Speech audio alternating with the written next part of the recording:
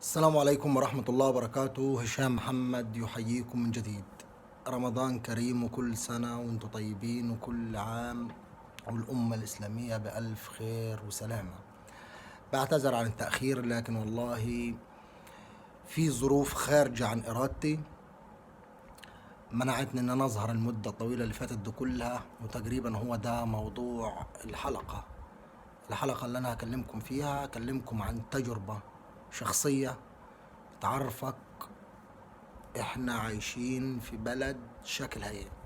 زي ما قال الراجل بتاع التوك توك قبل كده، تشوفها على تشوفها على التلفزيون تحسها جنة، تشوفها في الشارع تحسها جهنم. ودي حقيقة بصراحة. من مدة ليست بالطويلة، يعني من بالظبط 10 أيام أخويا عمل حادثة. كان راكب موتوسيكل في إحدى القرى في بلد جنبينا، يعني في القرية اللي أنا ساكن فيها، وعمل حادثة بالموتوسيكل وتم نقله للمستشفى. مبدئيا الندل اللي عمل الحادثة دي معاه صاب وفر، ده اللي هو بسم الله الرحمن الرحيم. يعني أخويا راح مستشفى مركز المراغة. بسم الله الرحمن الرحيم. يقال إنها مستشفى، لكن هي ليس لها أدنى علاقة بالطب، لا من قريب ولا من بعيد، ولا تصلح حتى عشة فراخ.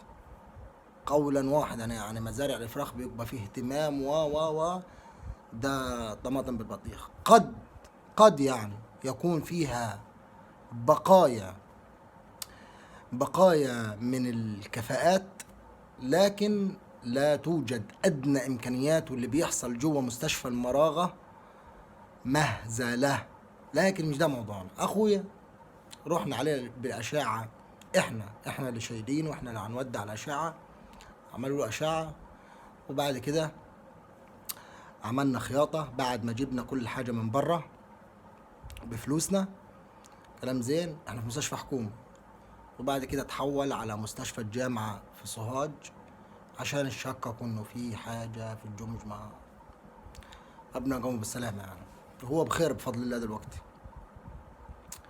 رحنا مستشفى الجامعة وتبدأ حفلة جديدة تاني خالص. وضحت لي اللي انا كنت في مستشفى مركز المراغة، تمام، كان جنة بالنسبة للي شفته في الجامعة قولا واحدا. مستشفى الجامعة اللي هي بالمناسبة يقال انها تبع وزارة التعليم العالي، مش تبع وزارة الصحة، ودي مهزلة من ضمن المهازل برضو، تمام. لكن في مستشفى الجامعة ال 11 مركز او ال 12 مركز بتوع محافظة السوهاج بيكبوا في المستشفى دي. الحوادث والدنيا دي كلها بتكب في المستشفى دي، في مستشفى الجامعة بسوهاج، تمام. عايز تعرف مستشفى الجامعة في سوهاج دي عبارة عن مولد حرفيا، بس ناقصه ناس هتبيع ترمس وكشري، وواحد من اللي هيبقى معاه الزمامير ده ومش عارف ايه والكلام ده كله. مولد، لكن مولد من الجرحى ومولد من الناس. انا لو مشهد همجي، مشهد هزلي، مشهد لا يعقل ولا يصدق انه يكون في مستشفى. المستشفى ده اول مره ادخلها بالمناسبه. مستشفى المرغى عندنا عارفها تعبانه من زمان، لكن مستشفى الجامعه اللي انا متحول منها والمفروض ان انا الاقي خدمه، تمام. ناس مرميه بالساعات، وناس جايه من حوادث، ناس جايه مش حالتي انا بس، مش حالة اخويا بس، لا ده ناس جايه من حوادث تاني كتير وحالتهم مزريه، تمام. اللي مكسر واللي مخرشم واللي مغرق قدام، ودي كله ملقح. بل ان الشازلونج اللي انت بتنام عليه ده، السرير المتحرك او اللي هي النجاله المتحركه دي، عشان اجيب واحد احط عليها الحاله بتاعتي، واخد مني بطاقتي والله العظيم زي ما بكلمكم كده، تمام. فضلنا ملجوحين قرابه ال4 ساعات ونص او 5 ساعات. كل اللي عملنا تقريبا اشعه مقطعيه، تمام. اخويا بيقول يا بيصرخ من رجله ومن صوابع رجله اللي هي فيها بعض الكسور. الدكتور اللي هو مش دكتور، اللي هو ملهوش علاقه بالطب، حته عيل كده تقريبا 25 سنه 26 سنه، تمام، اللي هو المفروض بيكشف على الناس اللي هي العظام كلها، وبعد كده بيطلع في الدور الثاني الاستشاري، تمام، بيقول له ده يتعمل له ايه، ده يتعمل له دي، حته موصلات كده، يعني هو مش دكتور. وقمه التناقه وقمه البرود وقمه كل حاجه بارده، ماشي، في الاخر بيقول لي جب ايده، بقول له رجله هي اللي فيها المشكله، هجب ايده ليه؟ ايده ما فيهاش حاجه. تمام، هتخوتني؟ يقول لي لا، وديها جبس على ايده. بعد ما خلاني اشتريت حاجات من بره على حسابي برضه، الشاش والقطن كل ده هتجيبه بفلوسك. تمام، بيقول لي جب ايده. الله يا عم، رجله اللي فيها المشاكل كلها، ودي الاشعه في ايدك، مال ايده اللي جاب ايده غلطان. طب انت في الاسم، لا مش ده فلان اللي فلان، ايوه هو، لا جب ايده. اللهم لا حول ولا قوه الا بالله. طبعا يقال ان في امن، مفيش حاجه اسمها امن، هرج مرج، فاهم انت؟ ملعب بتشوف المنظر، اقسم بالله العلي العظيم، خوفا من المساءله ما رضيت اصور. مهزله، ناس ملقح على الجيح، تموت، تولع، ياكلك قطر، تاخدك مصيبه ولا ليك اي لازمه. اختصارا الكلام، بعد وجع القلب ده كله، الكلام ده من الساعه 3:30، الحادثه الساعه 2، خدت ساعة وشوية في مركز المراغة، في مستشفى مركز المراغة، وبعد كده رحت مستشفى الجامعة. مستشفى الجامعة أنا فيها بالظبط من 3:30 لحد 10:30. أنا ما حدش قال لي هتعمل إيه. تمام، بيطلعوا الروح بالعلاقات وبالحب وفلان ومش عارف إيه والكلام. تمام، وتستجدي. وتخيل أنت حد عزيز عليك هيموت قدامك، حد عزيز عليك هيفرفط قدامك. أخويا بيقول لي وليني مقبل ويشاهد. تمام، تخيل أنت بقى في الوضع ده كله، فيش يا راجل. ولو لما بيجي يكشفوا يمسكوا كده، بيمسكوا بطريقه، يا راجل دي مش مستحيل يكون دكتور، مستحيل. تمام، والمستشفى هرج مرج، ملعب، واللي صرخ واللي موجوع. وطبعا مفيش اي حاجه، مفيش حاجه اسمها تباعد، مفيش حاجه اسمها مفيش، حتى الدكتور نفسه ما كانش لابس كمامه. ملعب. على الساعه 10:30 لما فاض بيا، انفجرت طبعا في الدكتور وبهدلته، وخدت اخويا. تمام، انا كان معايا ناس اخوالي وولاد عمي وهكذا يعني الاهل، ورحت بيه على مستشفى خاصه. مجرد ما دخل المحلول، تمام، ومستشفى خاصه مش هقول لك يعني 5 ستار، ده حاجه على كدنا برضه، يعني حاجه على كدنا. المشهد عملنا كل حاجه في المستشفى تمام، واللي كان عايز اتجبر، واللي خياطه وكل حاجه، وجينا على البيت هنا على الفجر.